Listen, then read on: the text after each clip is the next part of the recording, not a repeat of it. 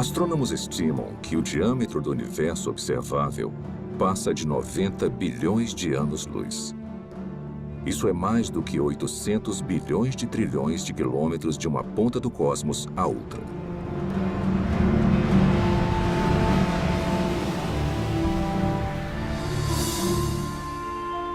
O universo contém pelo menos 170 bilhões de galáxias, com tantas estrelas e planetas que superam em número a quantidade de grãos de areia em todas as praias do mundo.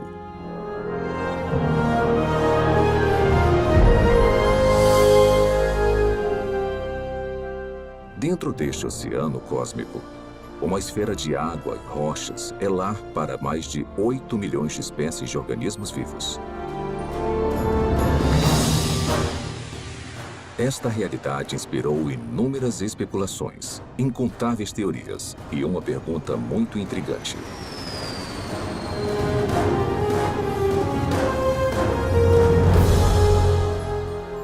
Quais são as chances de a vida ter surgido no terceiro planeta depois de um Sol orbitando em um braço espiral da galáxia Via Láctea? Foi simplesmente um golpe de sorte? Ou haveriam mais aspectos envolvidos além do acaso e das interações aleatórias entre matéria e energia?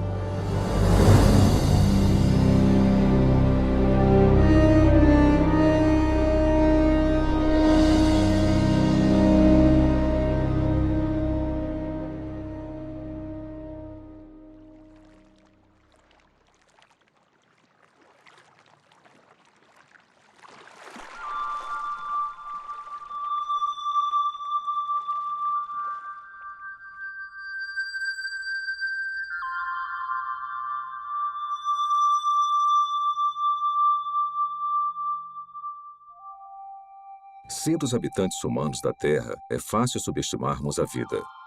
Na verdade, somos mimados por uma abundância.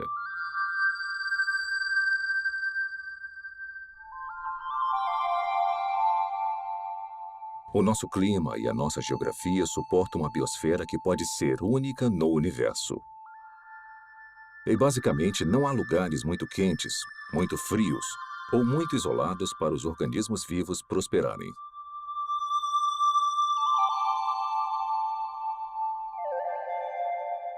Dentre essa diversidade espetacular, talvez o maior desafio já encarado pela ciência ecoe de todo inseto, sequoia e baleia.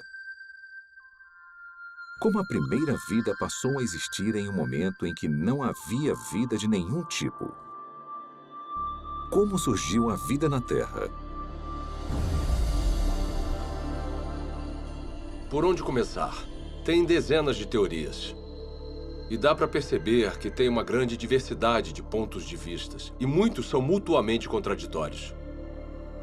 Para começar a tentar decifrar o mistério, você precisa fazer suposições sobre o que deve ter acontecido num passado distante. Não há provas diretas, porque não tinha ninguém lá para testemunhar o evento. E não tem praticamente nenhum registro fóssil. O que nós nunca observamos, são compostos químicos sem vida, formando uma célula. Então, temos um campo de pesquisa em que a ação importante já aconteceu.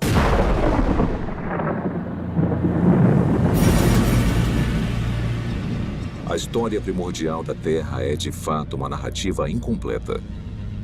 Mas apesar da ausência de provas físicas, a maioria dos cientistas acredita que a vida se originou quando a energia atingiu substâncias inorgânicas nos oceanos, crosta e atmosfera do planeta, para criar os componentes básicos para a primeira célula autorreplicante.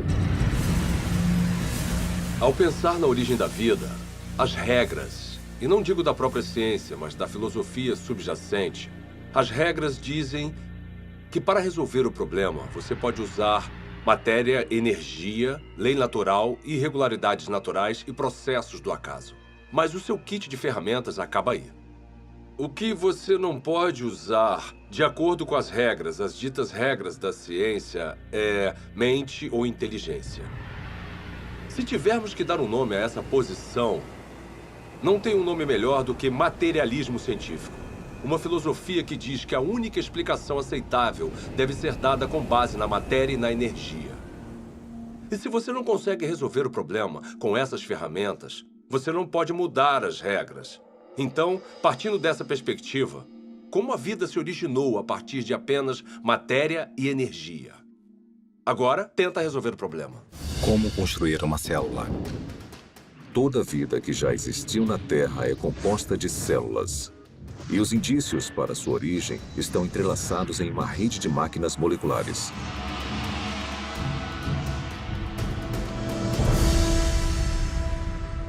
Dentro de uma célula eucarótica moderna, mecanismos biológicos complexos fazem o seu trabalho enquanto estão suspensos em líquido. Não há vida nessas máquinas, mas juntas elas permitem crescimento, movimento, metabolismo e reprodução. As funções vitais da vida. Cada componente dessa fábrica celular é feito de grandes moléculas compostas. E as mais numerosas são as proteínas. Com funções modernas, as proteínas foram projetadas para desenrolar e copiar informação genética em uma cadeia de DNA. Desencadear reações químicas com formatos encaixáveis. Controlar a passagem de eletrólitos e nutrientes pela membrana celular. Tipo de proteína, cinesina. E carregar recipientes cheios de carga por andaimes, também feitos de proteína, que se montam sozinhos e vão até os lugares necessários da célula. Ampliado 500.000 vezes, um glóbulo vermelho contém 280 milhões de proteínas hemoglobinas, cada uma com a função de carregar oxigênio. Isolando uma delas, descobrimos que cada proteína é feita de centenas de moléculas menores chamadas aminoácidos. São encontrados 20 tipos diferentes de aminoácidos em organismos vivos. A estrutura química distinta de cada molécula permite a formação de mais de 100.000 tipos diferentes de proteínas. A construção começa quando aminoácidos selecionados são organizados em uma cadeia. É um processo que costuma ser comparado à organização de letras do alfabeto em palavras e frases com significado.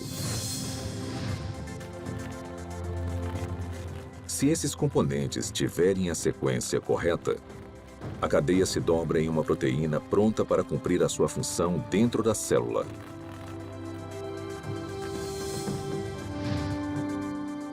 Mas se os aminoácidos forem arranjados na ordem errada, a cadeia não vai se dobrar e eventualmente será destruída.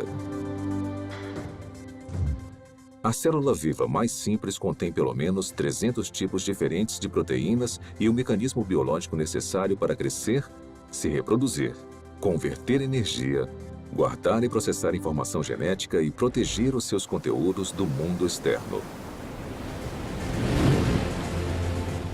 Componentes e funções similares também seriam necessários na primeira célula viva. Agora vamos aplicar essa química básica a uma teoria familiar para a origem da vida. Os cientistas especulam há muito tempo sobre oceanos primordiais cheios de aminoácidos que flutuavam como carrinhos de bate-bate. Talvez algumas dessas colisões aleatórias tenham produzido uma cadeia longa o suficiente para se dobrar em uma proteína. Depois, mais aminoácidos se juntaram a mais cadeias que se dobraram em ainda mais proteínas.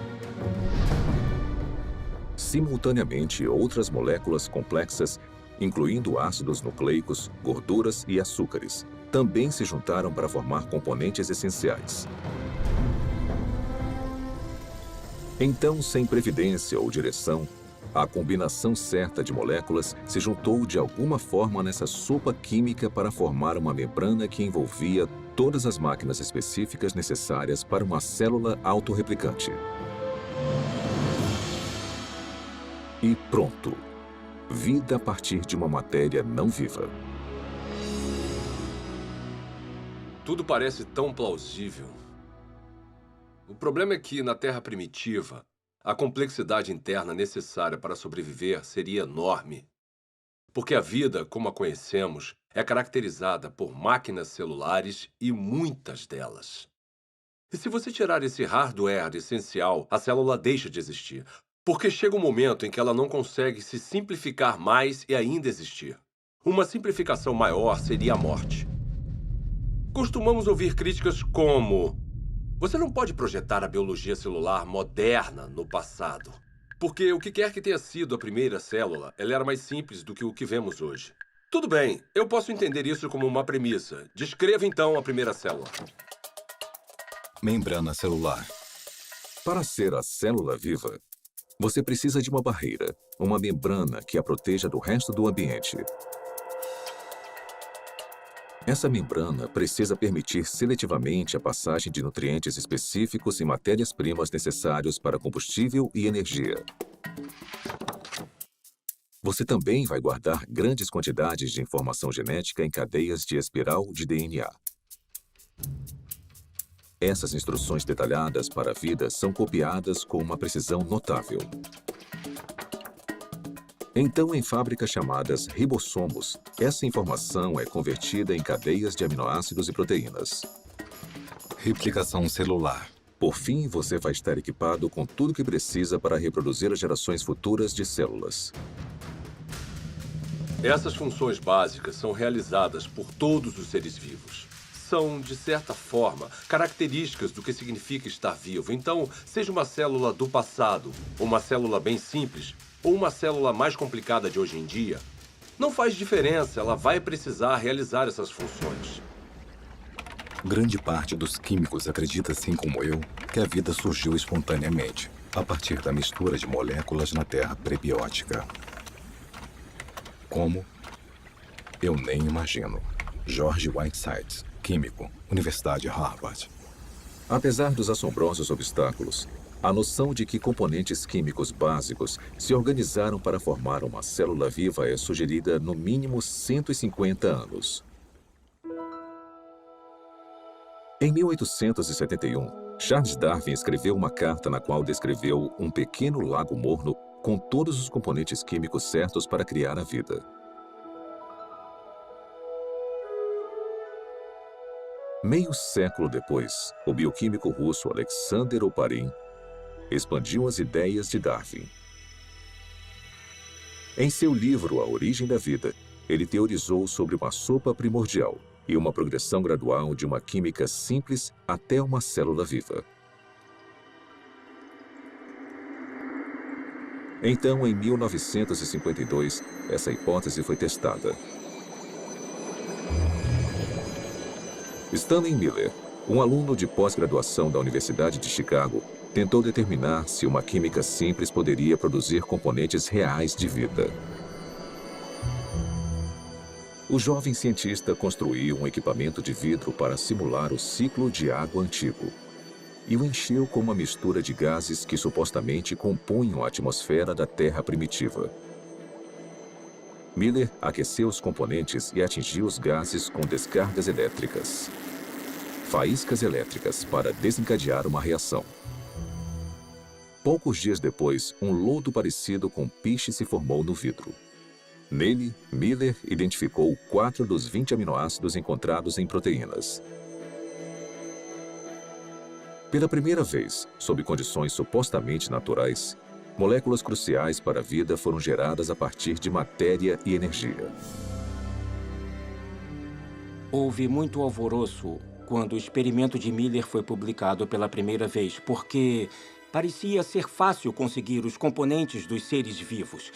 E se era fácil conseguir os componentes, talvez não fosse tão difícil transformar esses componentes químicos nas primeiras células vivas.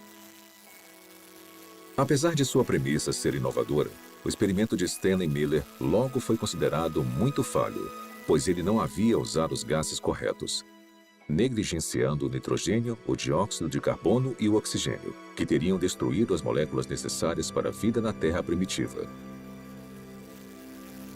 Mas apesar dos erros, o trabalho de Miller inspirou outras tentativas de recriar as condições pré-bióticas. Hoje, após décadas de investigações, A esperança de se encontrar uma solução de forma simples e clara já não existe mais. Mesmo assim, as pesquisas sobre a origem da vida continuam por todo o mundo. Sua hipótese essencial de que as células vivas surgiram através da química natural agora é conhecida como evolução química. A evolução química vem com muita bagagem. E se você for levá-la a sério como uma explicação para a origem da vida, com certeza você também precisa levar a sério certas propriedades fundamentais da biologia.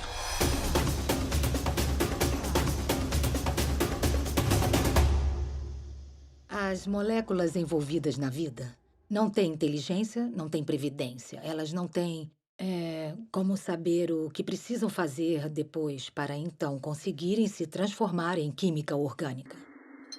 Se eu colocar aminoácidos em um tubo de ensaio no meu laboratório, mesmo se eu esquentar e misturar muito bem, e fizer isso por 100 anos, 1000 anos, 10.000 anos ou 1 milhão de anos, nada aconteceria. Aminoácidos, nucleotídeos, lipídios. Sozinhos, eles não representam a vida. São inertes. Não se reproduzem, não guardam informações. De certa forma, são ingênuos. Eles não acordaram um dia e falaram: "Ei, vamos nos juntar e construir uma célula que consiga se replicar." Isso não aconteceu. A química por si só é indiferente ao fato de algo estar vivo ou morto. A seleção natural não funciona para criar a primeira célula porque a seleção natural não consegue operar em nada a não ser que tenha alguma forma de herdar e monitorar mudanças e de escolher o melhor sobrevivente para avançar. Para ter alguma seleção, são necessárias células. Então, se você quer explicar a origem das células, você não pode usar a seleção. Porque a seleção exige a existência da mesma coisa que você está tentando explicar. A seleção natural tem que funcionar sobre uma célula que tenha um sistema genético e que seja capaz de se reproduzir. Sem isso, a seleção natural é completamente irrelevante. A auto-organização é a ideia de que os componentes químicos podem se organizar sozinhos de forma a se transformarem em objetos ricos em informações e com um propósito. As moléculas e os átomos podem se auto-organizar em um certo sentido. O sal seria um exemplo. No sal, tem íons de sódio e de cloreto. E eles interagem uns com os outros porque têm cargas positivas e negativas. Então, essa afinidade natural leva à formação de cloreto de sódio, cloreto de sódio, cloreto de sódio, e pode se compactar de uma forma estereotipada para criar um cristal. Os cristais de sal são a mesma coisa, repetida várias e várias vezes. Se um cristal de sal fosse um livro, seria um livro com uma palavra só. Geometrias com repetições regulares como essa não carregam um tipo certo de informação. Informação que você precisaria para criar uma proteína. A sequência que vemos em uma proteína é altamente irregular. Não tem como prever qual vai ser o próximo aminoácido com base nos que já apareceram. Então, a auto-organização que nós observamos no mundo natural é o tipo de processo errado para a construção das estruturas ricas em informações dos seres vivos. Quando você elimina a seleção natural e a auto-organização e percebe que as moléculas não têm a habilidade de pensar ou se programar de forma alguma, o acaso volta à questão. E os cientistas odeiam o acaso como explicação para a origem da vida. Acaso? Por que o acaso é uma opção tão insatisfatória? Talvez porque muitos analistas fizeram as contas e entendem a grande improbabilidade de sucesso.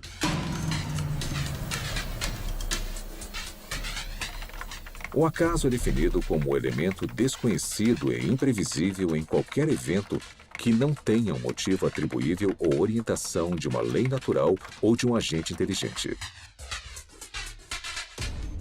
Desde o século XVII, uma ferramenta foi utilizada constantemente para prever o resultado de tais eventos. Se chama probabilidade matemática. De forma bem simplificada, é assim que a teoria funciona. Quando você atira uma moeda e escolhe cara, a probabilidade de você acertar é de 50%, ou uma probabilidade de 1 sobre 2. Se atirar 2 moedas, a probabilidade de tirar cara 2 vezes simultâneas é de 1 sobre 4. 3 moedas e 3 caras em uma única tentativa? 1 sobre 8. Sempre que adicionamos mais uma moeda, a probabilidade de sucesso, nesse caso, tirar só cara na mesma jogada, é reduzida exponencialmente por um múltiplo de 2. Então, se 10 moedas forem atiradas, a probabilidade de tirar cara 10 vezes é de 1 sobre 2 elevado à 10ª potência ou menos de uma chance a cada 1000.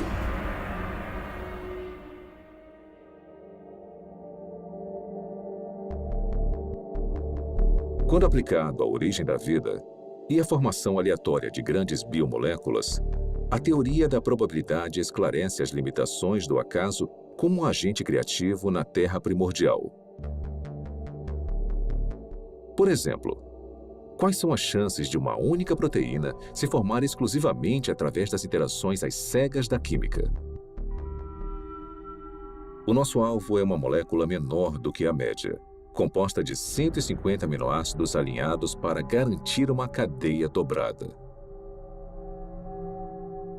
Os pesquisadores calcularam que, na Terra antiga, a probabilidade de sucesso era de 1 sobre 10 elevado à 164ª potência.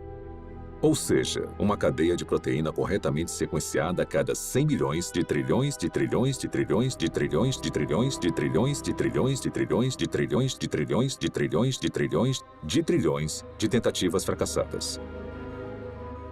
Mas apesar dessa grande improbabilidade, alguns teóricos argumentam que, com tempo suficiente, qualquer coisa é possível. Está bem? Vamos tentar a validade dessa opinião. Vamos começar estabelecendo um ambiente ideal para a evolução química.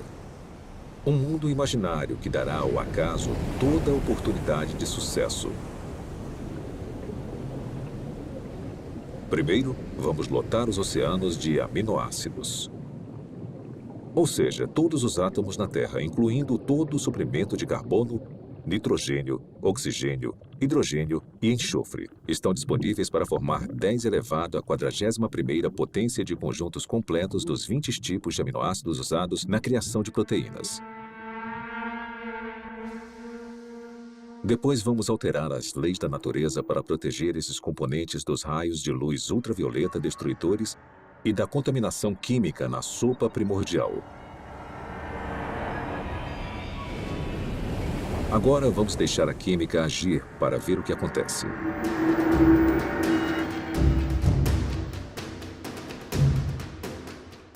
Os aminoácidos começam a se juntar furiosamente. No nosso experimento, uma cadeia inteira com 150 unidades se forma sozinha em apenas 1 segundo. Como os 20 tipos de aminoácidos estão disponíveis, na maioria dos lugares, há uma probabilidade de 5% ou de 1 sobre 20 da molécula correta se alinhar na cadeia. Se a sequência estiver incorreta, a cadeia é destruída imediatamente e se inicia um novo agrupamento. Por todo o planeta, 6 milhões de bilhões de trilhões de tentativas vão acontecer a cada minuto.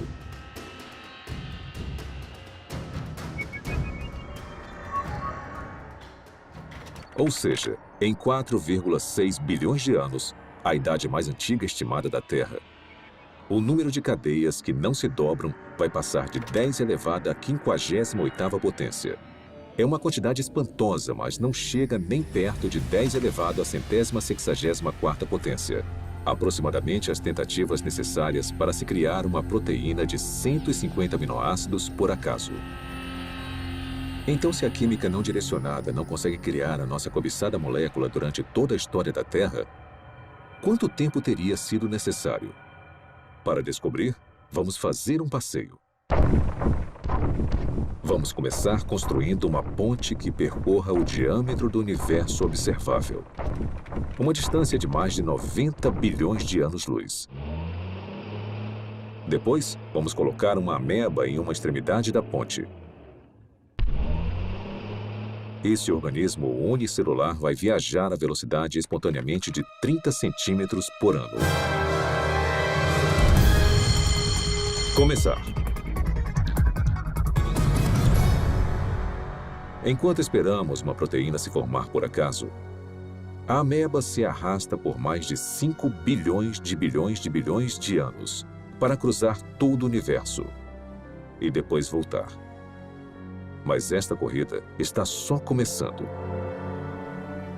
A ameba sai de novo. Consegue chegar à outra extremidade do cosmos e depois volta para casa. Mesmo assim, nenhuma proteína funcional está à vista. Para a próxima viagem, vamos incluir uma carga, um único átomo.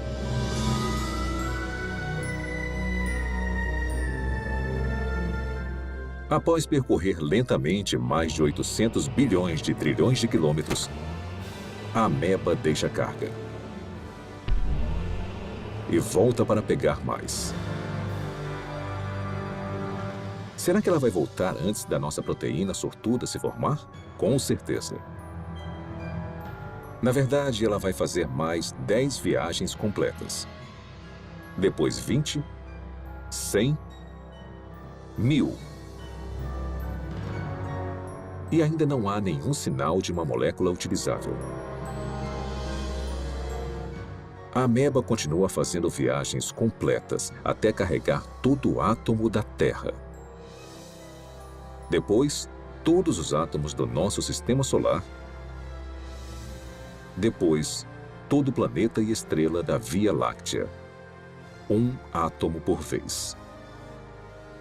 Na verdade, enquanto esperamos uma proteína se formar sozinha, a ameba tem tanto tempo que, se movendo apenas 30 centímetros por ano e carregando um átomo por viagem, ela vai transportar todo o universo, mais de 56 milhões de vezes.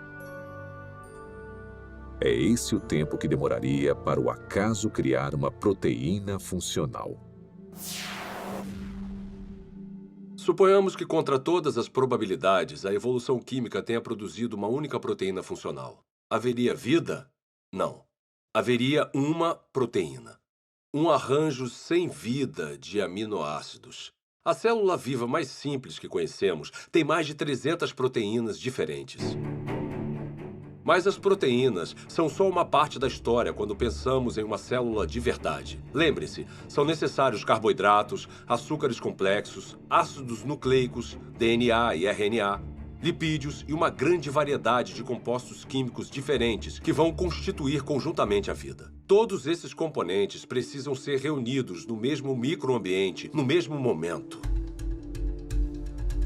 Cada componente químico precisa, então, ser reunido e organizado na rede de máquinas moleculares que vão controlar todas as facetas da vida. Se nós conseguirmos entender toda a dificuldade de produzir uma máquina molecular usando nada além de átomos e energia, vemos que há um grande problema, porque quando temos uma máquina molecular, não temos um ser vivo. Essas máquinas moleculares precisam de outras máquinas moleculares. E mesmo se a natureza fosse capaz de produzir todas as máquinas moleculares necessárias, não seria o suficiente. Todas elas precisariam estar juntas em um espaço pequeno envolvido por uma membrana que chamamos de célula. Pelo meu conhecimento do que é necessário para se criar uma célula, tudo tem que acontecer na mesma hora. Não pode acontecer uma parte por vez, porque tudo trabalha junto em um loop causal. O mais alto nível de organização transcende as partes. A organização espacial na célula exige que as moléculas estejam no lugar certo na hora certa. O DNA é copiado para o RNA. A polimerase que faz a cópia precisa encontrar o lugar certo no DNA para começar a copiar. O RNA precisa se ligar de alguma forma aos ribossomos, que precisam estar em um lugar específico, e então as proteínas criadas precisam ir a um outro lugar específico. Isto é muita coisa para ser explicada pelo acaso. A probabilidade de eles estarem no mesmo espaço ao mesmo tempo se torna mais do que inimaginável. E a probabilidade deles estarem cercados por uma membrana, assim como uma célula, é basicamente impossível. Tirando o acaso da questão, a busca por uma explicação materialista viável seguiu em várias direções. As teorias incluem superfícies de argila com rachaduras, para onde as moléculas orgânicas poderiam ser atraídas e alinhadas em cadeias de ácidos nucleicos e aminoácidos. Fontes hidrotermais no fundo do mar, que expeliam componentes químicos de caldeirões subaquáticos aquecidos a centenas de graus. E oceanos primordiais cheios de RNA. Uma molécula versátil, capaz de armazenar e replicar informação genética, teoricamente sem a ajuda do DNA ou de proteínas. Propostas como essas causaram um interesse considerável. Mesmo assim, todas encaram o mesmo obstáculo que derrubou o acaso: a transformação de componentes sem vida nas biomoléculas complexas da vida. Esse problema fica evidente na hipótese do mundo de RNA. O mundo de RNA é a ideia de que é possível juntar nucleotídeos suficientes para criar uma cadeia longo o suficiente para se autocopiar e, depois de se copiar, fazer a mesma coisa novamente. Os pesquisadores da origem da vida supõem que a primeira vida era composta de nada além de RNA e podia, de alguma forma, criar um mundo mais complexo, onde há proteína e DNA. Ninguém sabe como isso aconteceria. Desde a apresentação do mundo de RNA, a aceitação da teoria aumentou, apesar das várias limitações, inclusive a durabilidade da molécula. Se você apenas olhar para uma molécula de RNA, ela parece se desintegrar. Trabalhar com RNA é extremamente difícil, porque ele é muito delicado. Ele foi criado para ser um depósito temporário de informação. E, em consequência da sua delicadeza, é muito improvável que ele seja útil como algum tipo de ponto de partida para a existência da vida. Então, o RNA não pode preceder a primeira célula porque precisa estar dentro de um ambiente celular para ficar estável, para ser copiado e para ser útil. Hoje em dia, moléculas de RNA são criadas em condições de laboratório. Para muitos bioquímicos, essas cadeias sintéticas de ácidos nucleicos são pelo menos uma confirmação parcial de que a evolução química criou a vida na Terra primordial. Para criar RNA no laboratório, você precisa limpar as superfícies, limpar as pipetas, usar luvas especiais e deixá-lo coberto. E depois torcer para não haver contaminação, porque se houver, o RNA já era.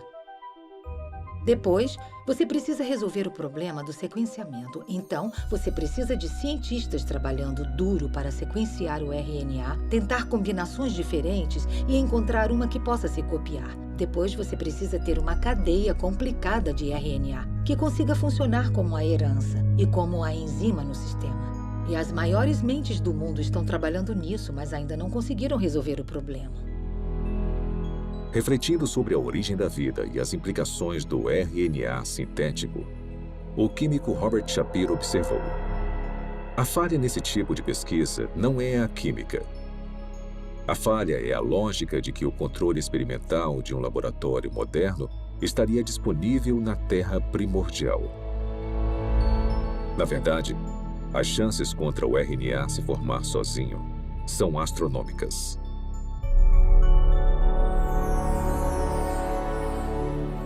Criar RNA em um laboratório exige muita inteligência e premeditação, e planejamento e execução cuidadosos. Então, conseguir a sequência certa. Sem consciência, sem intenção, não vai acontecer. A probabilidade da evolução química é ainda mais enfraquecida pela composição da sopa primordial. Se a sopa primordial tiver existido, ela teria sido um grande caos quimicamente.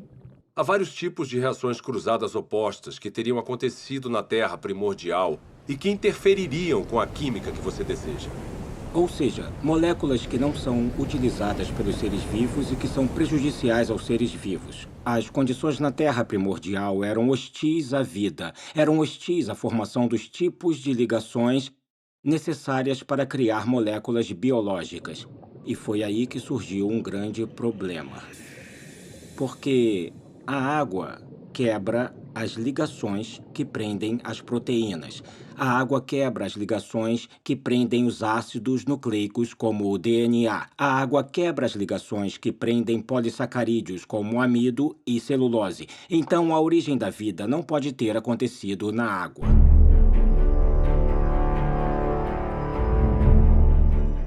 Encarando desafios intransponíveis na Terra, alguns cientistas expandiram as fronteiras de suas buscas. Em 1976, o biólogo vencedor do Prêmio Nobel, Francis Crick, propôs uma alternativa radical para a origem da vida. Crick sugeriu que o nosso planeta foi semeado com organismos microscópicos, que foram transportados de outra parte do universo, por uma civilização alienígena. Essa teoria é chamada de panspermia. 5 anos depois, o físico Fred Hoyle ofereceu uma versão modificada de panspermia, quando teorizou que as cadeias de DNA haviam sido criadas por uma inteligência de uma galáxia distante e se espalharam como sementes de dente de leão em um dia de ventania. Parte desse material genético chegou na Terra. Outra versão da teoria, popularizada pela Rocha de Marte, um meteorito descoberto na Antártida, afirma que micróbios evoluíram em outro lugar da galáxia e vieram até a Terra, em cometas e asteroides. De alguma forma, podemos falar que a panspermia é um abandono da ciência, porque ela coloca o problema além da examinação.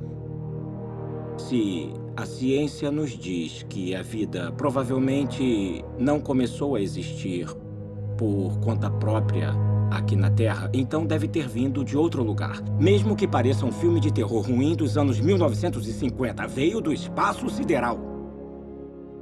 Se eu não consigo explicar a vida no planeta Terra, porque, digamos, a atmosfera necessária é geologicamente implausível ou porque eu não consigo a quantidade suficiente de moléculas biologicamente relevantes, esses problemas vão existir em qualquer outro planeta onde postularmos que a vida se originou. Não podemos apagar esses problemas mudando de lugar para outra parte da galáxia. Resumindo, a panspermia não resolve o problema da origem da vida, só o joga para outro local. As falhas da panspermia levaram alguns pesquisadores a uma teoria que vai além da astronomia convencional: o multiverso.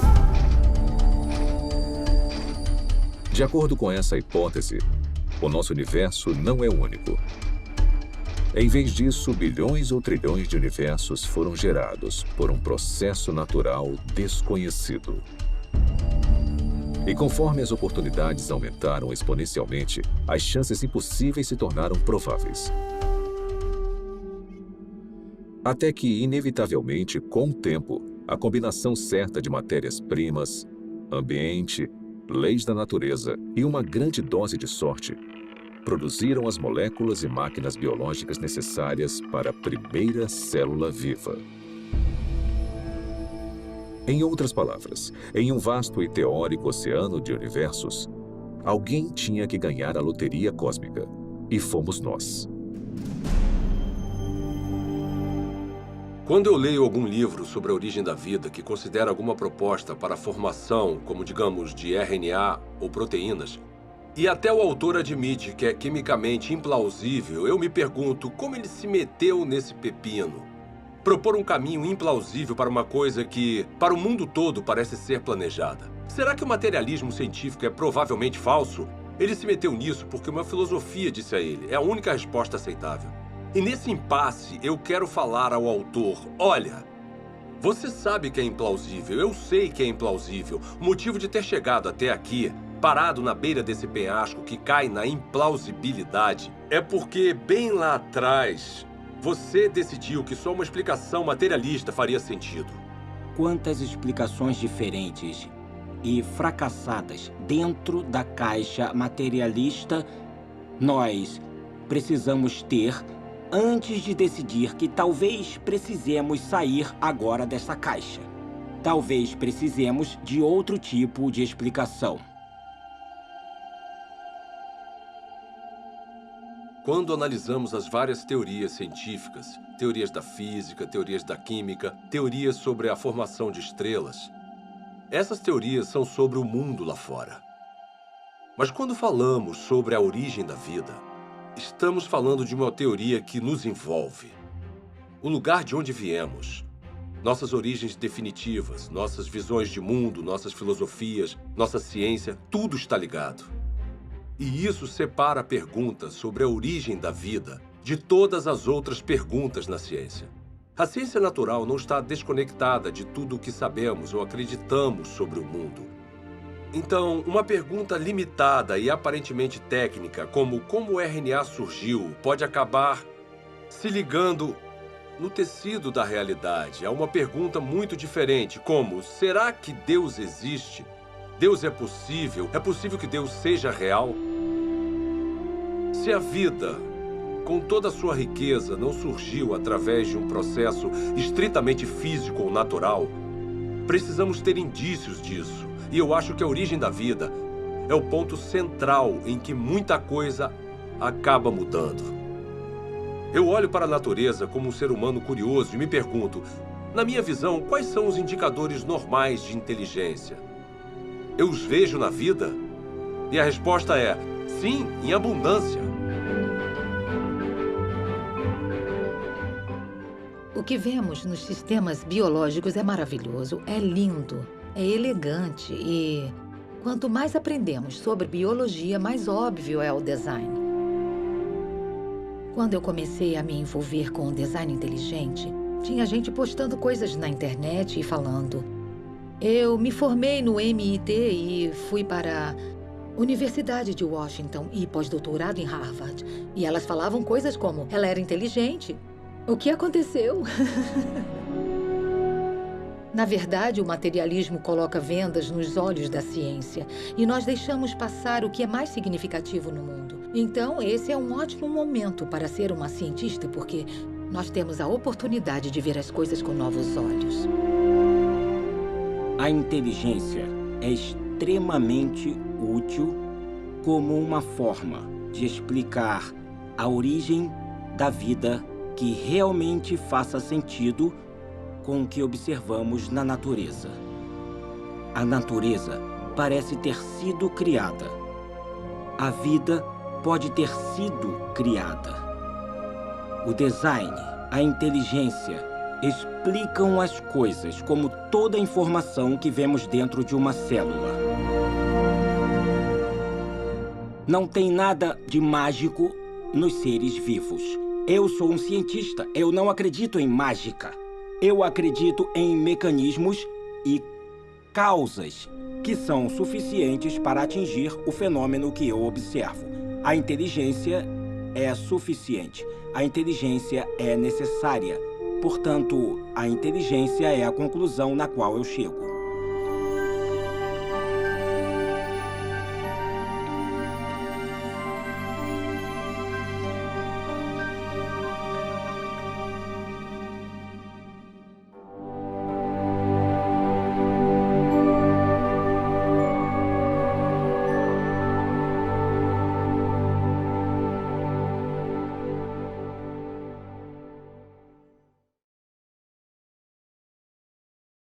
Espero que tenham gostado de A Origem. Foi animador fazer parte de um projeto que chega ao cerne das grandes perguntas que influenciam profundamente a nossa visão de mundo de várias formas.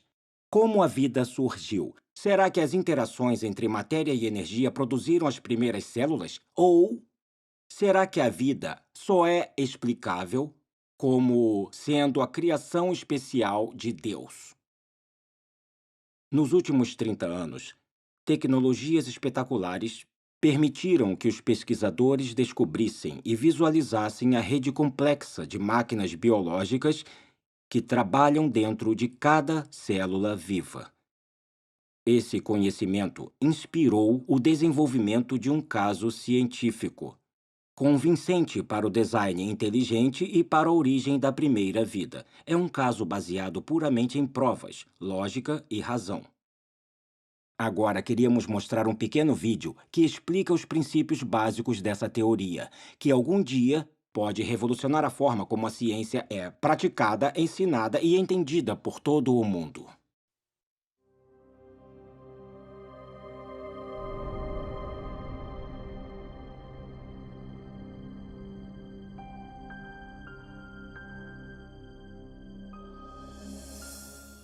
Quando eu vejo máquinas moleculares ou o processo incrivelmente complexo pelo qual as células se dividem, eu quero perguntar, é possível que essas coisas tivessem uma inteligência por trás, que tivesse um plano ou propósito para essa estrutura?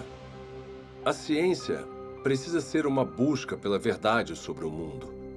Não devíamos pré-julgar o que pode ser verdade. Não devíamos dizer, eu não gosto dessa explicação, então vou deixar de lado. Em vez disso, quando encontramos um mistério na natureza, precisamos pensar em toda a causa possível que possa explicar esse mistério. Um dos problemas que eu tenho com a teoria evolucionista é que ela descarta forçadamente um tipo de causa antes mesmo que as evidências mostrem alguma coisa. E a causa descartada é a inteligência.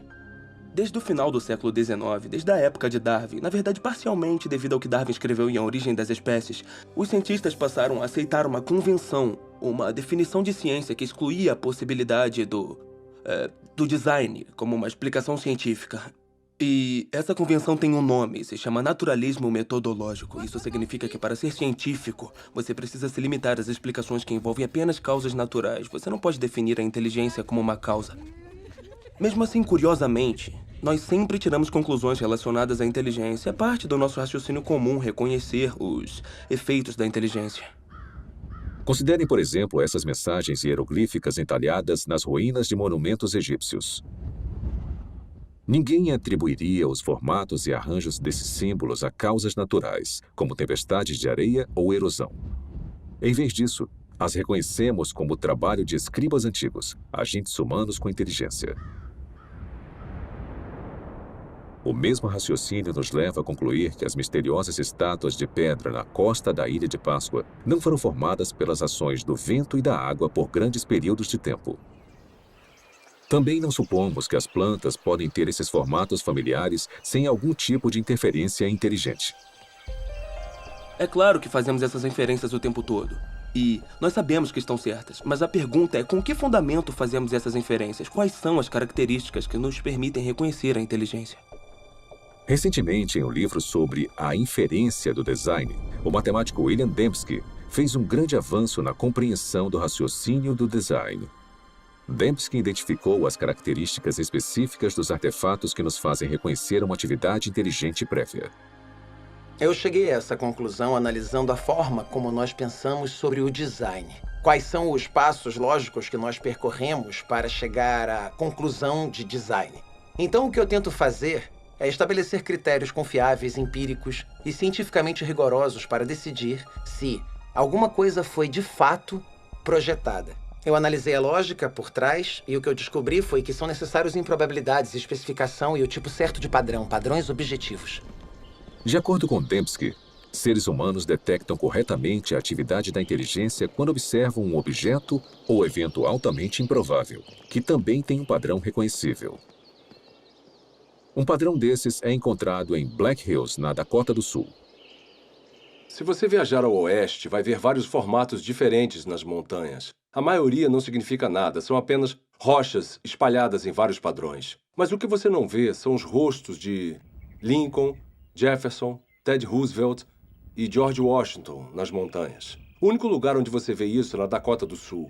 E isso está lá porque um escultor excêntrico decidiu que queria honrar esses presidentes e passar grande parte da vida esculpindo os rostos deles em uma montanha. Esse padrão é improvável. Uma encosta aleatória também é improvável, mas uma encosta aleatória não especifica nada. Mas nós sabemos que tinham 4 caras que foram presidentes dos Estados Unidos com um padrão específico nos rostos. E esses padrões na encosta da Dakota do Sul combinam com esses rostos familiares. Se eu olhar e ver os rostos, eu vou reconhecer imediatamente que são os rostos dos 4 presidentes, que são conhecidos a partir das cédulas, de imagens na Galeria Nacional ou de pinturas em livros. Então eu percebo que ao ver o Monte Rushmore, que não é apenas uma configuração de rochas altamente improvável, mas uma que combina com certos padrões independentes que indicam seguramente que tem inteligência envolvida ali. Temos então uma pequena probabilidade, especificação e design.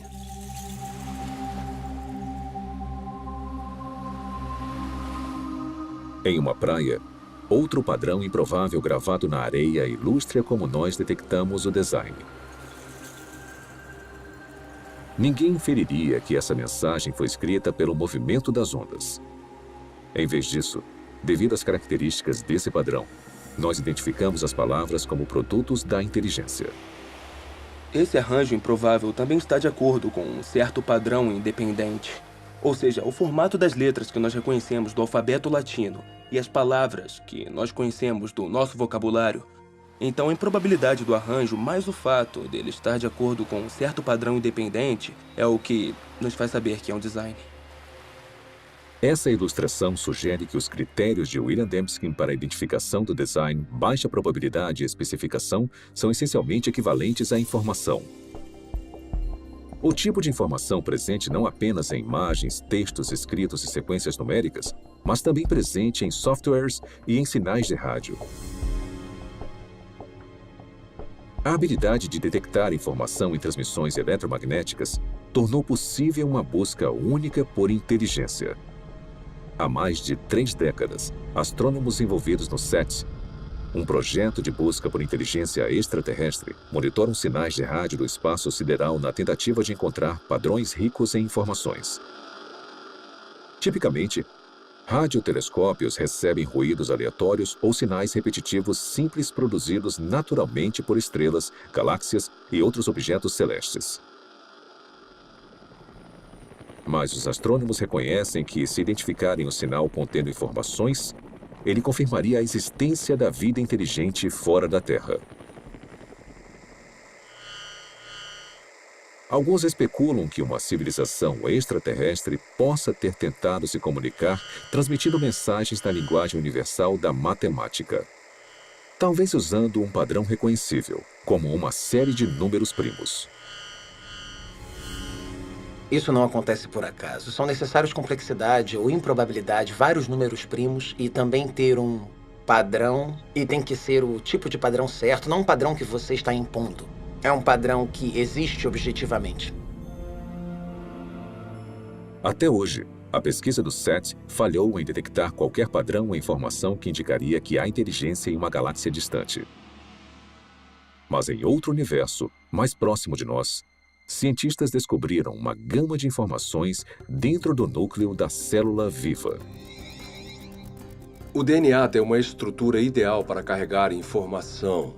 Nos A's, C's, T's e G's, as bases da dupla hélice do DNA, há o potencial para armazenar uma grande quantidade de informação. Na verdade, não há nenhuma entidade no universo conhecido que armazene e processe mais informação de forma mais eficiente do que a molécula de DNA. Um conjunto completo do DNA humano tem 3 bilhões de caracteres individuais. Análises das regiões codificadoras da molécula de DNA mostram que seus caracteres químicos têm um arranjo específico que lhes permite transmitir instruções ou informações detalhadas, como letras em uma frase com significado ou dígitos binários em um código de computador. Bill Gates disse que o DNA é como um programa de computador, mas muito mais complexo do que os que nós conseguimos criar. Se você pensar sobre isso, mesmo que por um minuto, é uma observação altamente sugestiva, porque nós sabemos que o Bill Gates não usa vento, erosão ou um gerador de números aleatórios para criar um software. Na verdade, ele usa engenheiros inteligentes, engenheiros de software. Então, tudo que sabemos com base na nossa experiência sugere que os sistemas ricos em informação são criados a partir do design. Mas o que pensar sobre o fato de que há informação na vida? Em toda célula viva de todo organismo vivo. Esse é o mistério fundamental de onde vem essa informação?